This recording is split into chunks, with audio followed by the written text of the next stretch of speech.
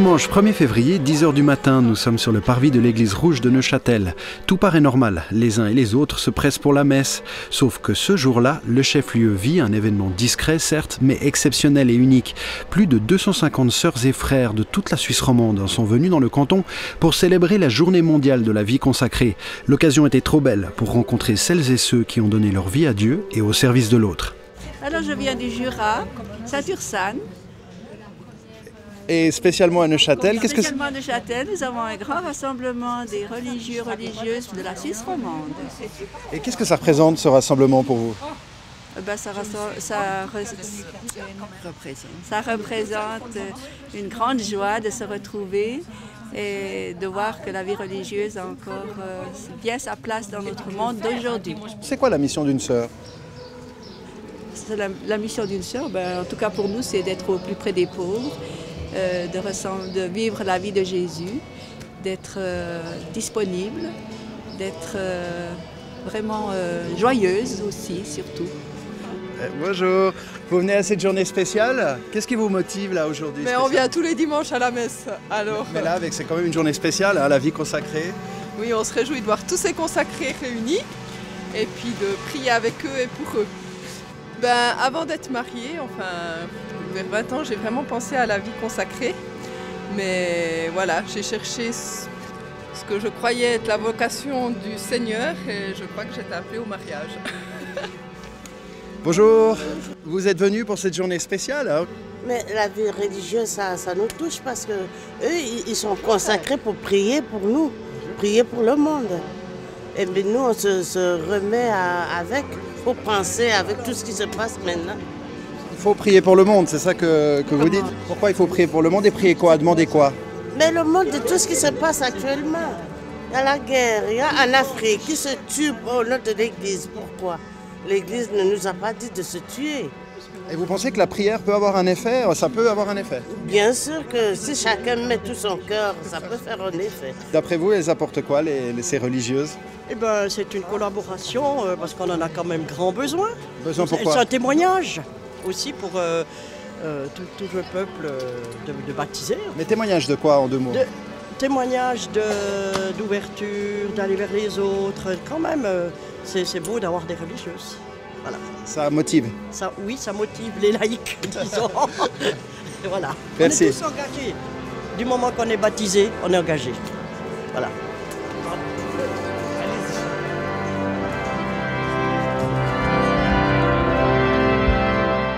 Nous voilà donc au début de la célébration. Tout démarre en musique.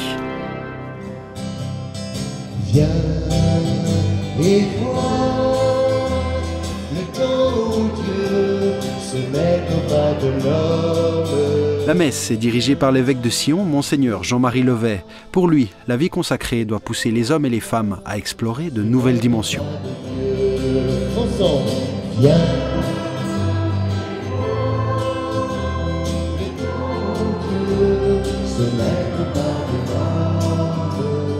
Notre histoire humaine et terrestre ne se termine pas et ne se justifie pas en elle-même dans l'expérience concrète humaine. La vie consacrée rappelle que nous sommes faits pour un autre monde. Et c'est au-delà de l'expérience humaine que vise la vie consacrée. Donc un signe d'espérance dans le monde concret. Et on a beaucoup entendu aujourd'hui, c'est pas le monde matériel. C'est un monde, c'est pas forcément avoir une belle voiture, ni avoir une famille, c'est autre chose. Voilà, la vie consacrée ne fait pas signe forcément d'une réussite humaine, une réussite sociale ou financière. La vie consacrée fait signe de la réussite de la vie en elle-même, qui est bien plus large et bien plus importante que l'expérience qu'on peut en avoir ici et maintenant dans le domaine relationnel, de la famille, dans le domaine professionnel ou dans le domaine de la réussite financière. La vie est bien plus grande, bien au-delà. Et vous remplacez par quoi, au fond, les biens matériels, la famille? Comment on arrive à compenser, j'ai envie de dire? Alors, oui, l'Évangile parle du centuple. Donc, c'est compensé, entre guillemets, 100 fois. Hein. Il y a un centuple peut-être de joie profonde, d'être au service du bonheur des autres. Et je pense que c'est aussi une motivation de la vie religieuse aujourd'hui. Faire que chacun trouve son chemin de bonheur, quoi de plus beau.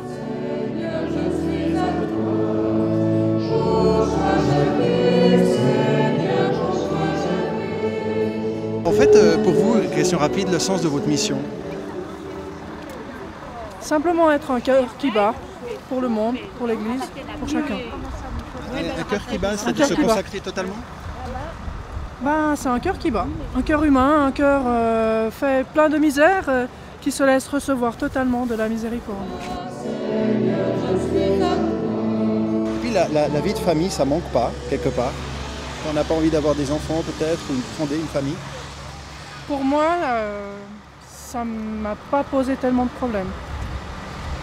Par quoi vous avez, au fond, compensé, si je puis dire? Compenser, non. Non.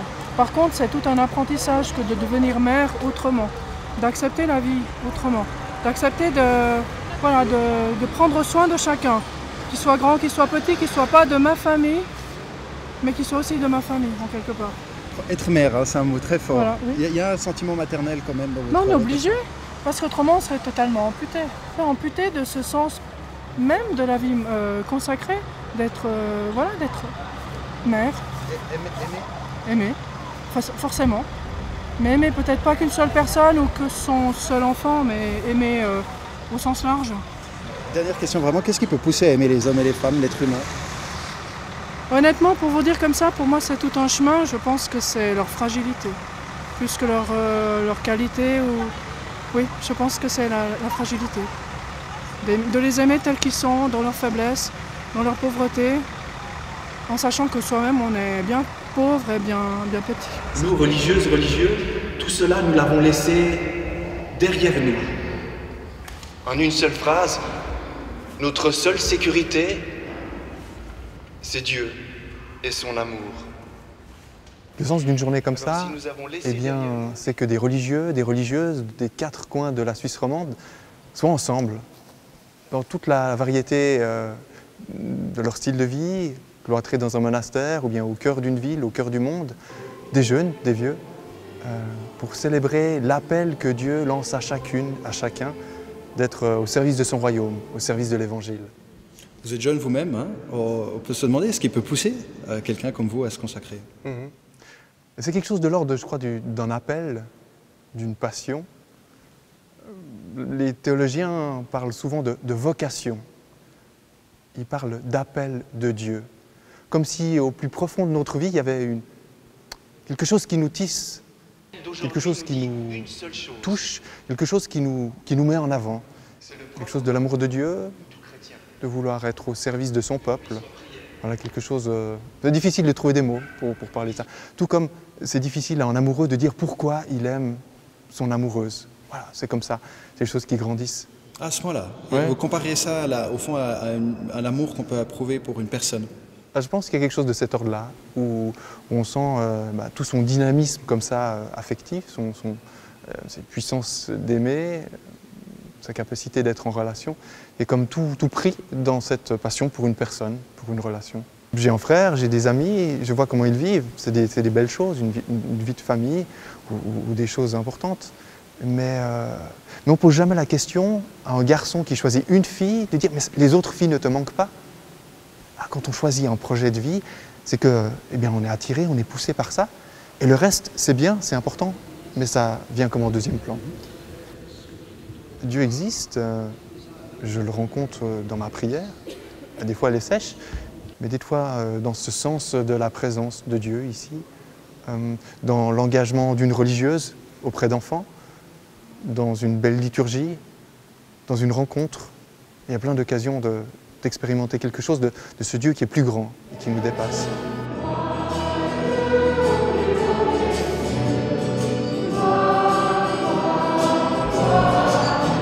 C'est la prière, mais c'est aussi toute la vie offerte. Le travail offert est une prière. Toutes les activités offertes deviennent prières. Nous ne sommes pas des contemplatifs, nous sommes des actifs. Nous ne passons pas 3 heures par jour devant le Saint-Sacrement, mais nous sommes des oblates de Saint François de Sales. Et Au fond, la spiritualité de Saint François de Sales, c'est d'être uni à Dieu constamment, dans tout ce qu'on fait, en lui offrant chaque matin et à chaque moment ce qu'on va faire, pour qu'on le fasse pour lui, avec lui. Il faut dire que les gens, si on leur dit « mon époux c'est Jésus », je pense qu'ils ne comprennent pas tellement bien non plus, même s'ils disent « ah oui, c'est une épouse de Jésus », je ne sais pas ce qu'ils s'imaginent un petit peu, parce qu'ils s'imaginent autre chose d'un époux. Expliquez-nous justement, comment il est cet époux? Cet époux, c'est au moins quelqu'un qui ne va jamais nous tromper. C'est quelqu'un à qui on peut faire une totale confiance. Alors il est réel bien sûr, même s'il n'est pas palpable au toucher, mais il est palpable dans la vie. Dans le cœur. De temps en temps des signes, on a de temps en temps des signes dans la vie. Par exemple, dans le cœur. Dans le cœur. Hein. Ah oui. La phrase finale de mon homélie, c'était la suivante: d'accomplissement en accomplissement, que nos vies deviennent prières. Que nos vies soient lumière, d'accomplissement en accomplissement. Au fond, c'est la vie spirituelle résumée. C'est marcher au pas de Dieu, qui accomplit ses promesses, lui faire confiance, même parfois quand les choses semblent incompréhensibles. Aller d'un accomplissement à l'autre et que nos vies soient tournées vers lui, qu'elles soient toujours plus prières. Qu'est-ce qui pousse à s'engager? Le goût de l'absolu, l'envie de faire quelque chose de beau de sa vie. Et qu'est-ce qui est beau dans la vie religieuse, justement? L'amour de Dieu et l'amour des autres. Au XXIe siècle, on peut se poser des questions. Pourquoi pas fonder une famille? Pourquoi pas rouler dans une belle voiture? Bien sûr, oui. Ah, mais ça, c'est un choix que le Seigneur appelle. Alors, que vous fassiez un autre chemin, il vous attend quand même au contour. Et moi, premier abord, je voulais me marier, c'est sûr, mais il m'a rattrapé quand même. Il savait que... Et comment il vous a rattrapé? Qu'est-ce qui s'est passé?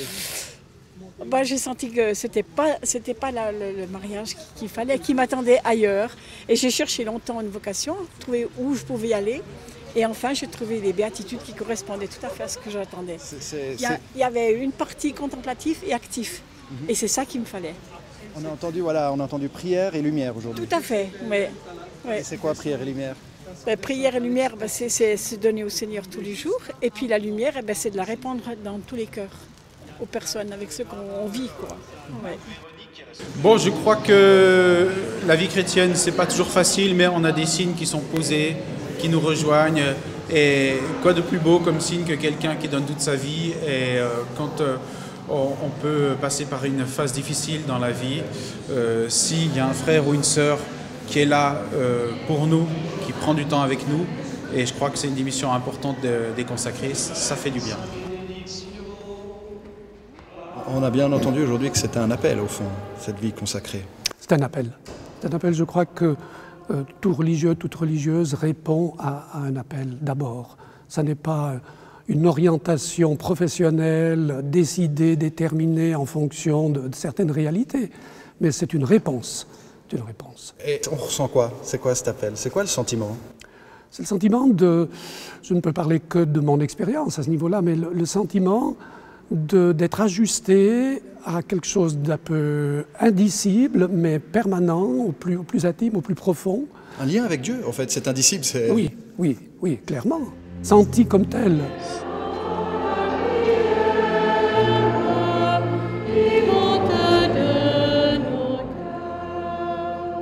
Problème de vocation, quand même. Peu de jeunes, aujourd'hui, choisissent la prêtrise ou le noviciat, c'est un problème? C'est une grande interrogation. Peu de monde, en tout cas dans l'expérience et le monde occidental, sûrement. Peut-être que dans l'échelle du monde, le nombre de consacrés augmente. Mais pour notre Église européenne, pour faire bref, c'est une grosse interrogation. Peut-être que le signe n'est plus suffisamment perçu. Pour lire un signe, il faut avoir des clés de lecture. Ça vous inquiète qu'il n'y ait pas beaucoup de jeunes, peut-être, qui choisissent le noviciat? Non, ça ne m'inquiète pas. Et pourquoi? Je le souhaite, mais ça ne m'inquiète pas parce que je crois que Dieu agit partout dans le monde. Et il agit dans les cœurs, il va savoir appeler et peut-être sur d'autres chemins. Moi, je vois beaucoup de solidarité parmi les jeunes, beaucoup de recherche de vérité, de sincérité et d'aimer les autres. Ouais. La vie consacrée, ça c'est Ça a une grande importance parce que quand j'étais petit, j'ai déjà choisi comme d'être religieux. Donc pour moi personnellement, je trouve que ça c'est un choix de vie. On consacre totalement à Dieu. Comme c'est qu'a dit tout à l'heure notre évêque, on a tout donné. On essaie de tout donner à Dieu et on essaie de vivre aussi la vie consacrée à travers la vie communautaire et la vie fraternelle. Petit, j'ai choisi d'être religieux. Donc ce qui est important pour moi dans la vie religieuse, c'est d'être en vie communautaire, c'est d'être en vie fraternelle, c'est d'être en fraternité. Oui, oui. Pourquoi vous avez choisi cette vie consacrée? Parce que c'est un appel. Depuis mon enfance, cet appel, je sentis dans mon cœur. Depuis à l'âge de 15 ans, je suis décidé déjà d'entrer dans la vie religieuse. J'ai reçu ma vocation. Ça apporte quoi, au fond, d'après vous? Parce que c'est dur au XXIe siècle de consacrer sa vie à, au fond, l'esprit, on peut dire.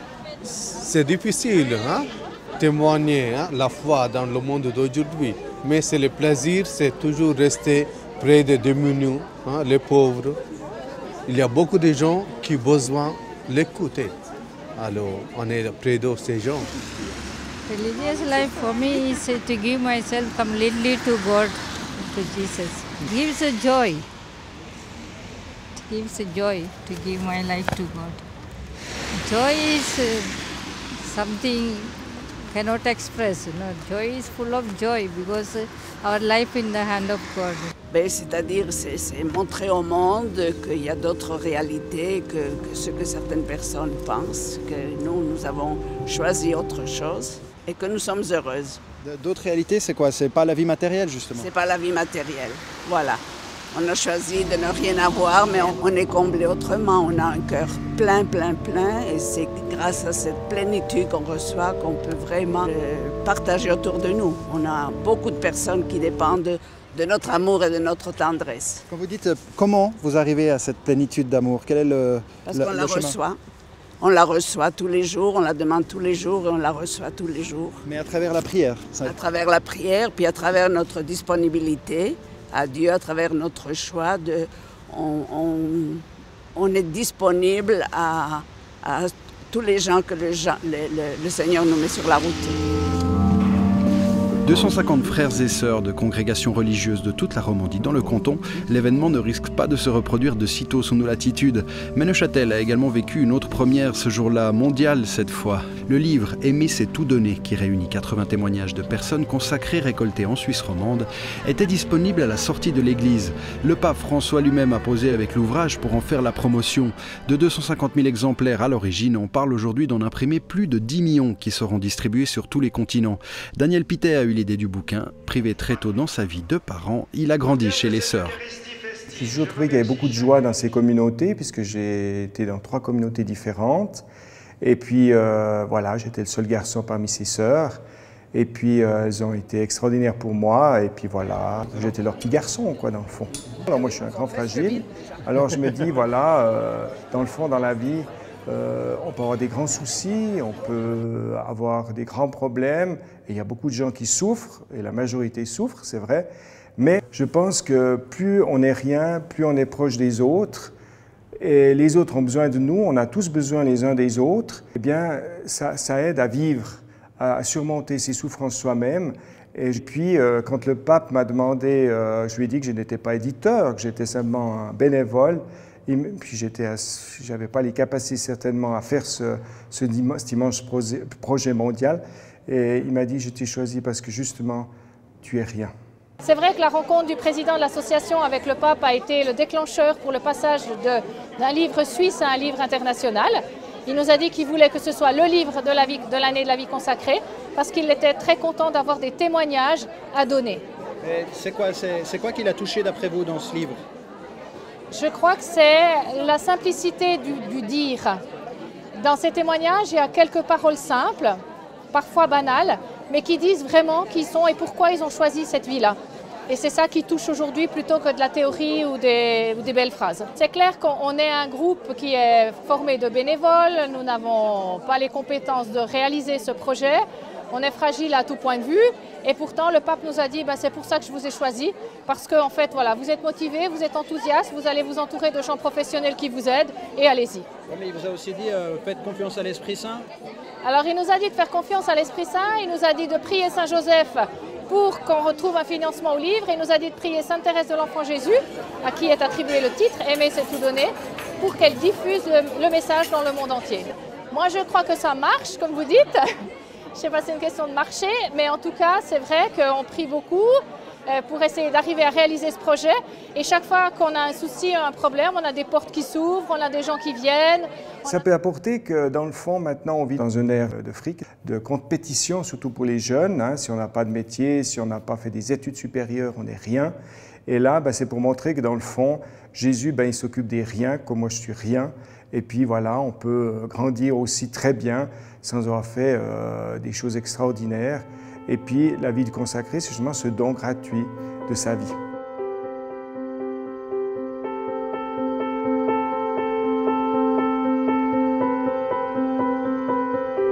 Le Chœur des Rameaux et le Nouvel Orchestre de Genève présentent ce samedi à 20h et dimanche à 17h la création de Joseph Haydn à la salle de musique de la Chaux-de-Fonds. Interprété notamment par des solistes de renommée internationale à l'image du Neuchâtelois Bernard Richter, cet oratorio, considéré par beaucoup de critiques comme le chef-d'œuvre d'Haydn, célèbre la création décrite dans le livre de la Genèse. Bonne nouvelle, l'entrée est libre.